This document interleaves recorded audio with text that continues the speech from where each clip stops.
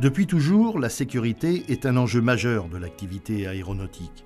On le sait, un aéroport ne peut pas se situer au cœur de la ville.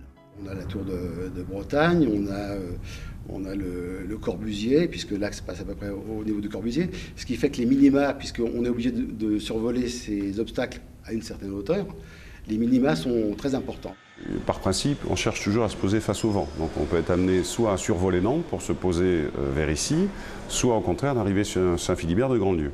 Lorsqu'on a l'approche qui se fait sur Saint-Philibert, on a une trajectoire qui est linéaire, très précise, qui demande seulement 550 mètres de visibilité pour, face à la piste, il y a un moment donné, on doit prendre une décision, on ne pose pas les roues sans regarder. On voit la piste, on se pose, ou on ne voit pas et on remet les gaz. 550 mètres, c'est suffisant, ça se passe très bien. Dans l'autre sens, quand on vient au-dessus de Nantes, on n'est pas exactement face à la piste pour des raisons de nuisance. On a besoin de 2500 mètres. Ça vous montre que là, on est plus loin, on n'est pas dans l'axe, on est légèrement de travers, on prend une difficulté supplémentaire. On sait le faire, le but n'est pas de montrer cela, le but est de montrer que s'il fait mauvais, on ne va pas pouvoir se poser à Nantes-Atlantique, on va être obligé de partir à Bordeaux ou à Rennes, etc. Le survol des villes est un risque majeur, mais pas seulement. La proximité du lac de Grandlieu ajoute au risque aviaire que connaissent bien les pilotes lors du décollage. C'est un risque qu'il ne faut pas négliger. Si vous allez sur le site du bureau enquête et analyse, vous allez voir que de nombreux incidents depuis quelques années sont récurrents sur cette approche-là. Et aujourd'hui, on ne peut pas jouer avec la sécurité sur Nantes-Atlantique. L'aéroport de Notre-Dame-des-Landes sera conçu pour optimiser les conditions de sécurité du décollage et de l'atterrissage des avions.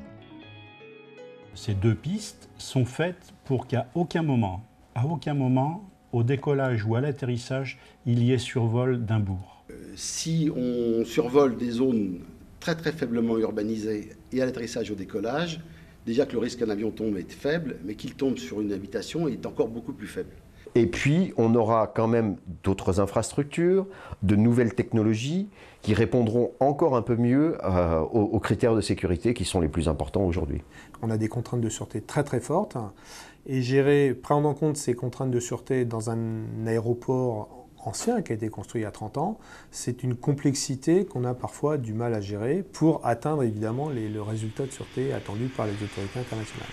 D'avoir un aéroport neuf, c'est une opportunité formidable, à la fois évidemment de respecter ces contraintes-là, mais de le faire de façon la plus optimisée, la plus économique et également avec une qualité de service aux passagers la plus forte. Vous aurez des pistes avec des approches de précision, et là ce ne sera pas 550 mètres, on pourra faire des atterrissages tout automatiques, puisque tout aura été calculé en ce sens. Donc on aura, en termes de qualité de service, il ne faut pas oublier que Nantes est au niveau national le deuxième en termes de qualité de service. S'ils veulent rester à ce niveau-là, il va être obligé d'augmenter ses performances et de changer avec des pistes aujourd'hui lui permettant des atterrissages tout le temps. Le passager, il faut l'amener à l'heure et à destination. On essaye partout dans le monde de dégager le survol des centres-villes. Lorsqu'on a l'opportunité de le faire, notamment ici, puisqu'il y avait une zone qui avait été réservée pour ça, pour moi c'est un bon projet, oui.